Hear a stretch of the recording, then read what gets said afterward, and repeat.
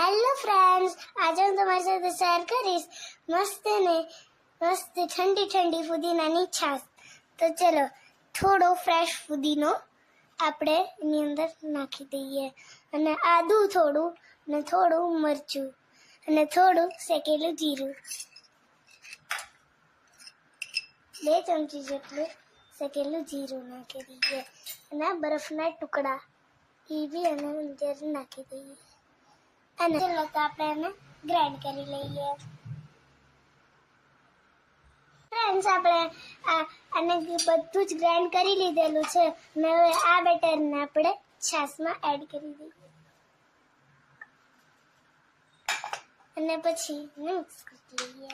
થઈ ગયું છે અને આપણે થોડું મીઠું એડ કરી દઈએ અને પછી એને સાથે મિક્સ કરી લઈએ। ફુદીના છાશ તૈયાર થઈ ગઈ છે। આ રેસીપી એકવાર જરૂરથી ટ્રાય કરજો। તમને મારી વિડીયો ગમે હોય તો લાઈક્સ ને ચેનલને સબસ્ક્રાઈબ કરી દેજો।